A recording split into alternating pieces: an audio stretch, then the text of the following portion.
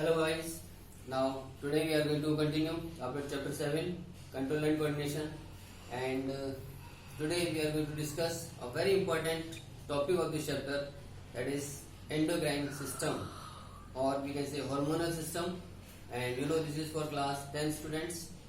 So let us have a look on this very important topic of today. देखिए, इसको समझने के लिए पहले जरूरी है कि हमें ये पता हो कि एंडोक्राइन ग्लैंड्स क्या होती है। ठीक है, हमारी बॉडी में दो तरीके की सिक्रेटरी ग्लैंड्स होती है मोस्टली, जिसमें एक कैटेगरी है एक्सोक्राइन ग्लैंड्स की, दूसरी कैटेगरी है एंडोक्राइन ग्लैंड्स की। ओके, एक्सोक्राइन ग्लैंड्स को हम डक्ट ग्लैंड्स भी बोलते हैं, यानी इनमें डक्ट्स पाई जाती है, इनमें ट्यूब्स पाई जाती है, जिसके थ्रू इनके सिक्रेशन एक जगह से दूसरी जगह ट्रांसपोर्ट होते हैं। और जो एंडोक्राइन ग्लैंड्स है, एंडोक्राइन ग्लैंड्स को हम डक्टलेस ग्लैंड्स भी कहते हैं, यानी इनमें डक्ट्स ट्यूब्स नहीं पाई जाती और इनके सिक्रेशंस डायरेक्टली ब्लड में रिलीज किए जाते हैं। ठीक है, सो अगर आपको डिफरेंस लिखने के लिए आता है कि एंडोक्राइन और एक्सोक्राइन ग्लैंड्स को डिफरेंस बताइए, तो आप तीन डिफरेंस आसानी से लिख सकते हैं। पहला डिफरेंस तो ये कि exocrine glands are called duct glands, endocrine glands are called ductless glands, right.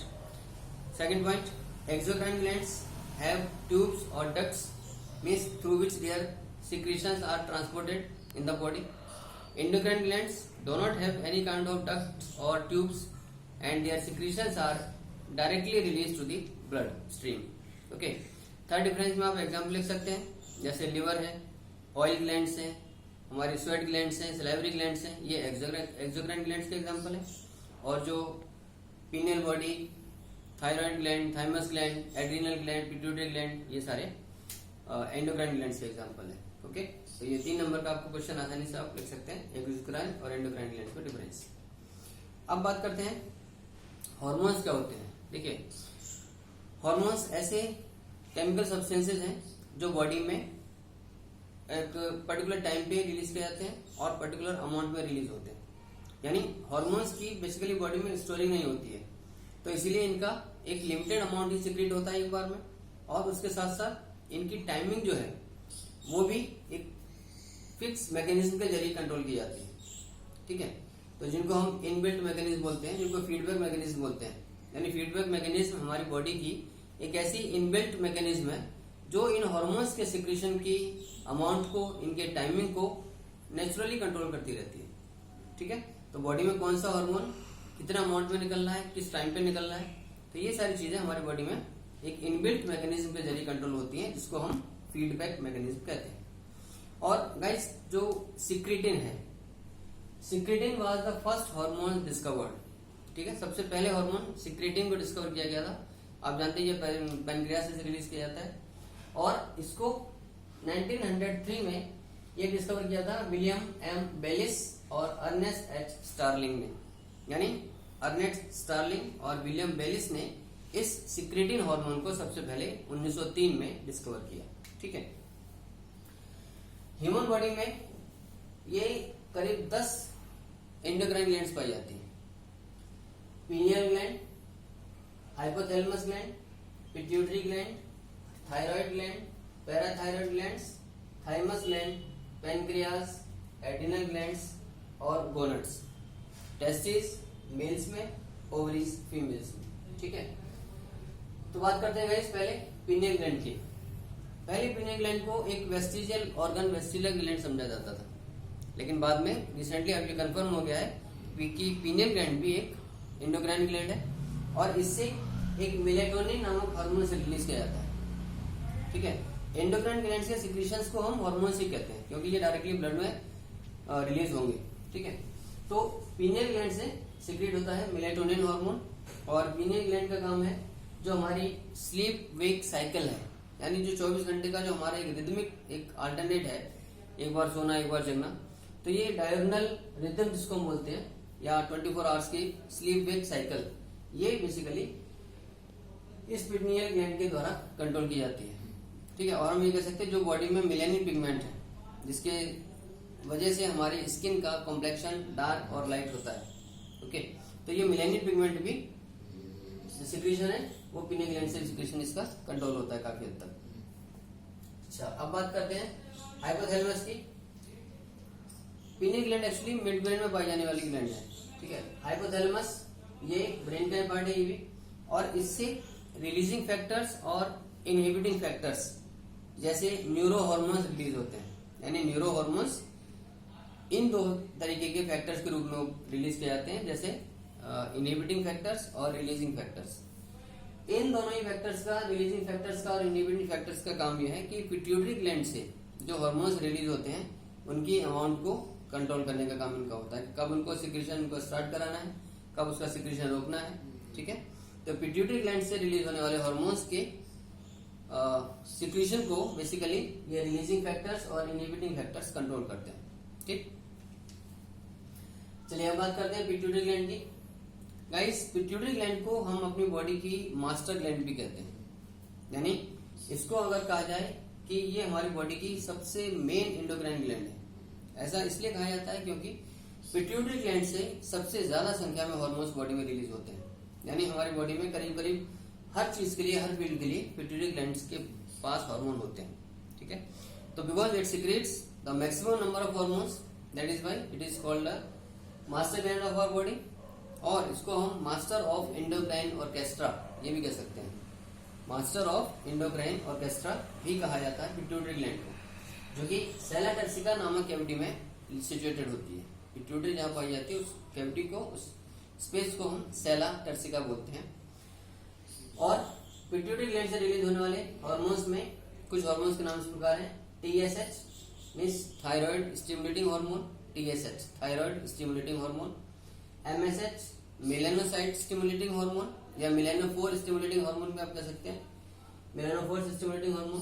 Then LTH luteotrophic hormone, ठीक है। MTH mammotrophin hormone, LTH luteotrophic hormone, MTH mammotrophin hormone. और इसी तरह FSH follicle stimulating hormone, FSH। ADH anti diuretic hormone, जिसको हम oxytocin भी कहते हैं, ठीक। तो ऑक्सीटोसिन या एंटी डायूरेटिक हार्मोन, और इसके साथ साथ वेसोप्रेसिन, ये हार्मोन भी इसकी पिट्यूटरी ग्लैंड से रिलीज होता है। ग्रोथ हार्मोन यानी GH। तो ये सारे कई एग्जांपल्स हैं हार्मोन्स के जो पिट्यूटरी ग्लैंड से सीक्रेट होते हैं, ओके। अब आते हैं नीचे थायराइड ग्लैंड की तरफ। थायराइड ग्लैंड हमारी बॉडी में जो हमारा थ्रोट रीजन है, जो नेक वाला पोर्शन है, वहां पर पाई जाती है। और ये जो हमारे रेस्पिरेटरी ट्रैक्ट है, यानी हमारे ट्रैकिया के ऊपर ये लगी हुई पाई जाती है। और ये ग्लैंड एक बाइलोब्ड ग्लैंड है, होती सिंगल ग्लैंड है, लेकिन इसमें लोब्स दो होते हैं। और ये एच शेप की देखने वाली ग्लैंड है, इसका शेप करीब करीब ऐसा दिखता है। तो ये एच शेप की ग्लैंड है थायराइड ग्लैंड, जो कि होती सिंगल ग्लैंड है, लेकिन दो लोब होने की वजह से ये कई बार डबल लगती है, लेकिन ऐसा एक्चुअल में नहीं होता। थायराइड ग्लैंड बॉडी में दो प्रकार के मेन हार्मोन सीक्रेट करती है, जिसको T3 और T4 हार्मोन्स कहते हैं।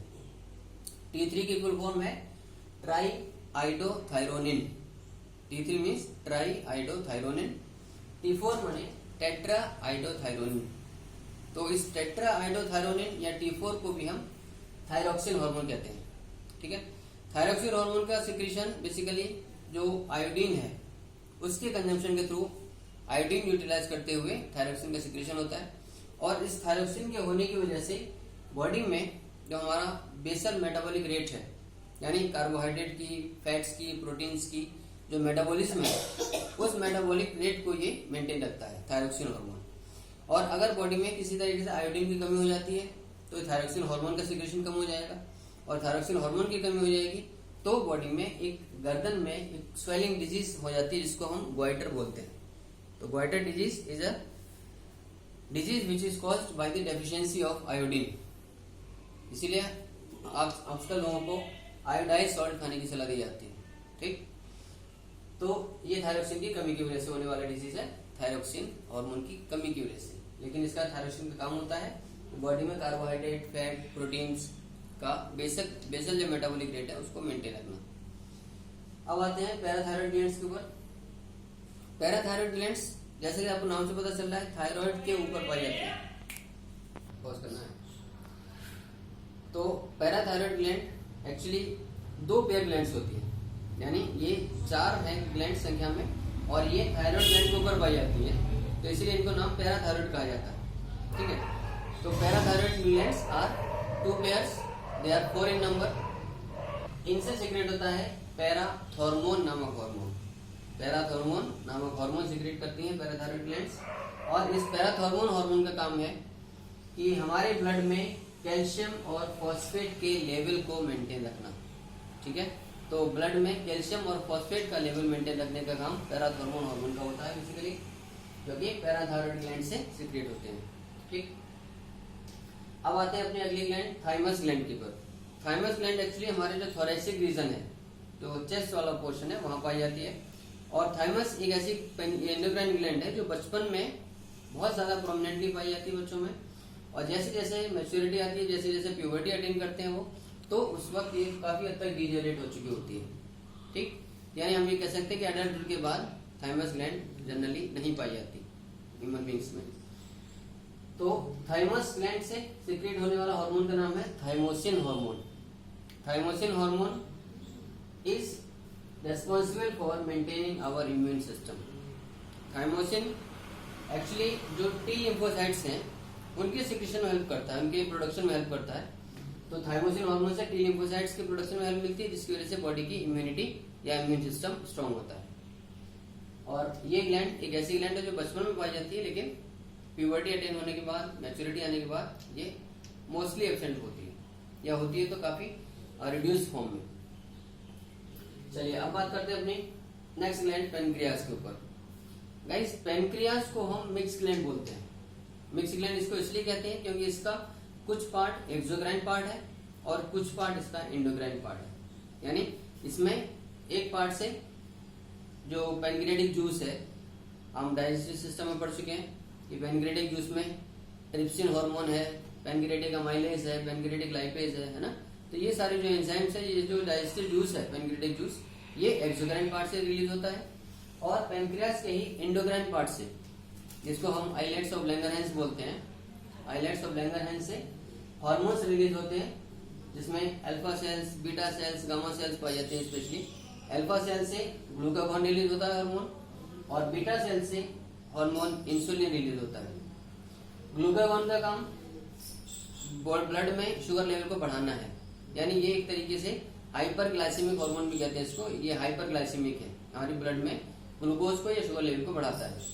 जबकि इंसुलिन का काम ब्लड में ग्लूकोज लेवल को, शुगर लेवल को डाउन करना है, जिससे कि डायबिटीज को प्रिवेंट किया जा सके। ओके, तो इंसुलिन एक्चुअली हाइपोग्लाइसेमिक है और ग्लूकागॉन हाइपरग्लाइसेमिक है। ओके, तो इंसुलिन का सिक्रेशन अगर बॉडी में अगर प्रॉपर अमाउंट में है तो उस पर्सन को डायबिटीज या शुगर की बीमारी नहीं होगी, क्योंकि इंसुलिन का काम ब्लड में शुगर लेवल को मेंटेन रखना है, बैलेंस रखना है, रिड्यूस करके रखना है। अब आते हैं अपने अगली ग्लैंड एड्रीनल ग्लैंड के ऊपर। एड्रीनल, हम जानते हैं कि रीनल वर्ड एक्चुअली किडनीज के लिए यूज होता है ना। एक्सक्रीटरी सिस्टम में हम पढ़ चुके हैं कि रीनल आर्टरी, रीनल वेन, तो renal word is use for kidneys. Adrenal glands को इसलिए कहा जाता है क्योंकि ये ग्लैंड्स एक पेयर होती है, क्योंकि हमारी बॉडी में भी एक पेयर किडनीज है, 2 किडनीज होती है। तो दोनों ही किडनीज के ऊपर कैप लाइक स्ट्रक्चर में, टोपी जैसी ये पाई जाती है ऊपर, एक एक दोनों किडनीज के ऊपर, लेफ्ट और राइट किडनीज के ऊपर एक एक कैप के रूप में ये एड्रीनल ग्लैंड्स पाई जाती है, एक पेयर। इनसे एड्रीनेलिन और नॉर एड्रीनेलिन हार्मोन्स रिलीज होते हैं। वैसे तो देखिए, पिट्यूटरी ग्लैंड के बाद सेकंड नंबर पे जो ग्लैंड सबसे ज्यादा हार्मोन्स रिलीज करती है वो एड्रीनल ग्लैंड्स हैं। Second maximum number of hormone release करने वाली ग्लैंड हमारी सेकंड पोजीशन की एड्रीनल ग्लैंड है आफ्टर पिट्यूटरी ग्लैंड, क्योंकि इसमें भी कुछ ग्लैंड्स, कुछ हार्मोन्स ऐसे हैं जो एड्रीनल मेडुला से रिलीज होते हैं, कुछ हार्मोन्स ऐसे हैं जो एड्रीनल कॉर्टेक्स से रिलीज होते हैं।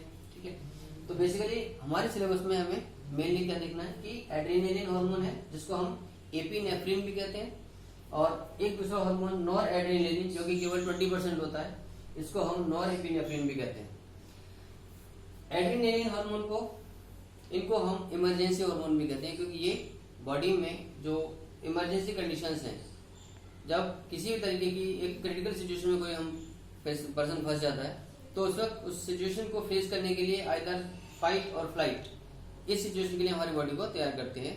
तो ये adrenal hormone basically emergency hormone इसलिए कहलाता है, क्योंकि ये उस पर्टिकुलर सिचुएशन में, उस डिफिकल्ट पोजीशन में हमें आइदर उस प्रॉब्लम को फेस करने के लिए और वहां से एस्केप करने के लिए तैयार करता है। नेक्स्ट, टेस्टिस इन मेल्स, ये भी गाइस मिक्स ग्लैंड कहलाते हैं। गोनड्स, देखिए टेस्टिस और ओवरीज दोनों को मिला के कलेक्टिवली गोनड्स कहा जाता है। और आप जानते हैं टेस्टिस मेल्स में पाए जाते हैं, ओवरीज फीमेल्स में पाए जाते हैं। टेस्टिस को मिक्स ग्लैंड भी हम इसलिए कहते हैं क्योंकि टेस्टिस के जो एक्सोक्राइन पार्ट है, उस एक्सोक्राइन पार्ट से स्पर्म का सिक्रेशन होता है, स्पर्मेटोजेनेसिस होती है। और टेस्टिस का जो एंडोक्राइन पार्ट है, जो इंटरस्टिशियल सेल्स हैं या लेडिक सेल्स होती हैं, वहां से टेस्टोस्टेरोन नामक मेल हार्मोन रिलीज होता है। और इस टेस्टोस्टेरोन हार्मोन का काम है कि जो मेल सेक्सुअल ऑर्गन्स हैं, मेल सेक्सुअल स्ट्रक्चर्स को प्रॉपर्ली ग्रोथ और डेवलपमेंट प्रोवाइड कराना, और साथ ही साथ जो सेकेंडरी सेक्सुअल कैरेक्टर्स हैं वो भी टेस्टोस्टेरोन के द्वारा ही अकम्प्लिश किए जाते हैं। तो नेक्स्ट है हमारी last gland ovaries. As you know it is they are found in females. Ovaries को भी मिक्स ग्लैंड कहा जाता है क्योंकि ओवरीज के एक्सोक्राइन पार्ट से जो ओवम सिक्रीशन है, ओवम फॉर्मेशन है यानी oogenesis है, वो कंडक्ट किया जाता है। और ओवरीज के जो एंडोक्राइन पार्ट है वहां से दो हार्मोन्स रिलीज होते हैं, एस्ट्रोजन हार्मोन और progesterone hormone. Estrogen hormone basically जो फीमेल सेक्सुअल कैरेक्टर्स हैं उनके लिए रिस्पॉन्सिबल है, साथ ही साथ जो फीमेल रिप्रोडक्टिव ऑर्गन्स हैं उनकी प्रॉपर ग्रोथ और डेवलपमेंट के लिए रिस्पॉन्सिबल है। प्रोजेस्टेरोन हार्मोन का काम प्रेगनेंसी के दौरान एक्टिव होता है ये, और ये प्रोजेस्टेरोन हार्मोन प्रेगनेंसी के दौरान ग्रेफियन फॉलिकल जो कि एम्प्टी हो चुका होता है, एम्प्टी ग्रेफियन फॉलिकल से बनने वाले कॉर्पस ल्यूटियम से रिलीज होता है। So this is during pregnancy and it is responsible, progesterone is responsible for a proper development of the developing fetus inside mother's uterus. Okay, so guys, this is all for today, and I tried to give you more as I always do. So please keep watching, keep liking and keep sharing these videos. Don't miss any of my videos. Stay safe, stay home. Thank you. God bless you.